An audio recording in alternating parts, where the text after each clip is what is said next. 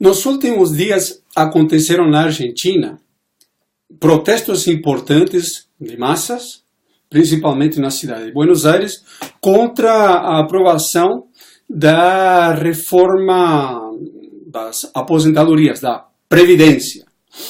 E isso levou a uma parte da esquerda brasileira a dizer que estaria havendo na Argentina um grande movimento de massas e que os trabalhadores argentinos seriam muito mais aguerridos e avançados que os trabalhadores brasileiros. Bom, precisamos avaliar se essa visão, essa tese, procede ou não. De fato, aconteceram grandes movimentações contra a reforma da Previdência numa votação que no Congresso acabou sendo manipulada, com uma grande truculência da repressão policial e com alguns outros fatores que chamaram a atenção, como, por exemplo, a participação em massa da UOM, União Metalúrgica Argentina, que é uma central operária dos metalúrgicos que é controlada diretamente pelos grandes empresários do setor. Ou seja, revela que o buraco um pouco mais embaixo.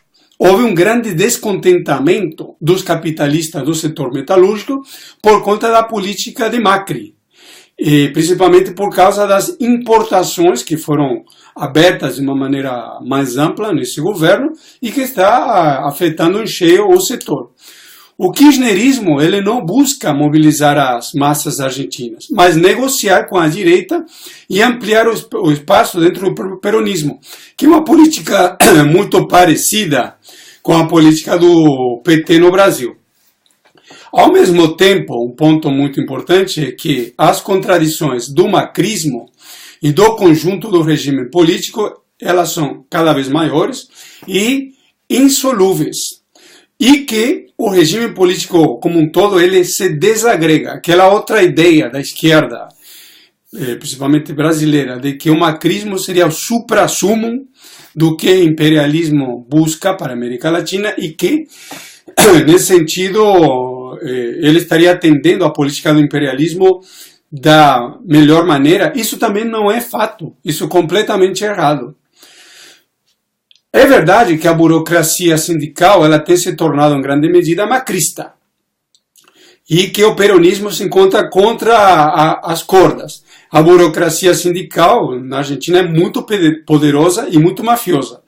Ela assinou embaixo todos os acordos que foram impostos contra os trabalhadores, traiu todas as greves, como sempre faz, traiu todas as paritárias, que são os dissídios anuais na Argentina, apoiou a reforma trabalhista e disse que chamará a grandes protestos quando a reforma da Previdência for aprovada, ou seja, após a aprovação. A paralisação que ela fez nos últimos dias, ela foi de fato uma paralisação de mentirinha, foi fictícia. O que é verdade é que na Argentina, fora essas manobras que tem havido no último período, tem acontecido um aumento das greves mais radicalizadas e algumas com ocupações de fábrica, mas elas têm sido greves basicamente isoladas, não é um grande movimento combativo em escala nacional. A crise se acelera na América Latina. A Argentina e o Brasil, eles se encontram na linha de frente e há também a crise na Honduras, como nós estamos vendo em cima da fraude eleitoral, grandes movimentos de massas, há o impasse eleitoral no Chile, onde o imperialismo não está conseguindo viabilizar a nova vitória de Sebastián Piñera, o que abre mais uma vez uma crise no país. Há crise no Peru, onde PPK, Pedro Paulo Kuczynski, ele pode ser destituído da presidência da República em cima da corrupção da Odebrecht. Há crise na Equador, onde o vice-presidente foi destituído do cargo. Há o racha entre o presidente Lenín Moreno e o ex-presidente Rafael Correa. E há a crise gigantesca do chavismo. ele se mantém no governo ainda na Venezuela, em cima do temor enorme que a direita do imperialismo tem de um ascenso de massas, porque uma parte da população está armada, porque há um grande grau de radicalização, mas o que é um fato é que o chavismo se encontra na descida, em crise terminal. Como avaliar a questão do macrismo e a derrota no Congresso da reforma da Previdência? De fato, foi uma derrota relativa, porque houve uma manobra encabeçada por uma senadora importante, famosa, que é Carrió, no sentido de que não havia quórum suficiente para aprovar essa reforma e que, portanto, o projeto de lei não precisava voltar para o Senado. Bastava suspender a votação e voltá-la a colocar em pauta, como de fato vai acontecer agora para o dia, se não me falha a memória, dia 20 ou 22 de dezembro. E isso mostra as dificuldades muito parecidas com que Temer enfrenta no Brasil para aprovar a mesma reforma. O macrismo, junto com o peronismo, o PJ, Partido Justicialista, e o grupo do Massa, que é um racha do peronismo, ele tenta aumentar a idade das aposentadorias, numa movimentação muito parecida com o que Temer tenta fazer no Brasil, criar a pensão à velhice e eliminar as contribuições patronais e transformar o chamado Fundo de Sustentabilidade da ANSES, que seria uma espécie de INSS argentino, torná-los privados. Isso já aconteceu para os trabalhadores públicos de Buenos Aires, onde a província é controlada por macristas. E essa crise toda para aprovar a reforma da Previdência Argentina, ela acontece, levar em conta aqui, 2 meses depois da vitória de lavada do macrismo nas eleições.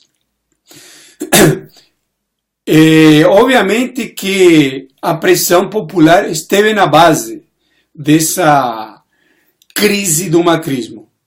Mas um ponto fundamental é que somente uma parte da burocracia sindical aderiu à greve. Basicamente, como eu falei, foi a UOM, a Unidade Metalúrgica, e que os protestos, apesar de serem radicalizados, foram relativamente pequenos. Há um racha interno concreto dentro da base do macrismo, e uma parte dos capitalistas eles estão insatisfeitos com a crise econômica na Argentina, que é muito grande.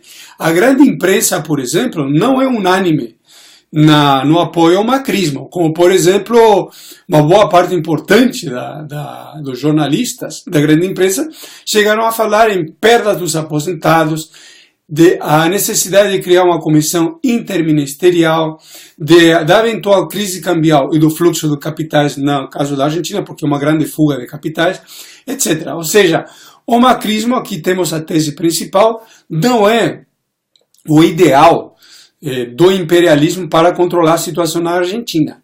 E é um governo em crise, que ele tende a se apodrecer, está enfrentando dificuldades para criar um bloco, uma frente única com o peronismo, o PJ, com o kirchnerismo e com as dissidências, como o caso de Massa, para aplicar os ataques contra a classe operária. Ela está fazendo uma política um pouco mais estruturada que o que Temer está fazendo aqui, mas é uma política de crise. E esse governo também na Argentina tende a se apodrecer e a dar lugar a um governo de cunho bonapartista por fora das instituições e principalmente por fora do Congresso. A crise econômica na Argentina é monumental. Em outubro, uma das agências reguladoras de qualificações de risco, a Standard & Poor's, ela elevou a qualificação da dívida soberana argentina, depois de ter pago para os fundos abutres uma quantidade absurda. E ela o que acontece nesse momento é assim, que esses fundos abutres, eles investiram na dívida argentina 177 milhões de dólares e conseguiram um lucro com o Macri de quase 2,3 bilhões. Uma coisa maravilhosa, onde o próprio ministro da Economia, Luiz Caputo, antes de assumir o governo de Macri, ele administrava um dos fundos abutres para parentes e amigos que foram denunciados nos chamados Paradise Papers. A desvalorização da moeda do peso argentino supera os 60%, há uma saída enorme, como eu falei, de capitais, e o déficit comercial também é enorme.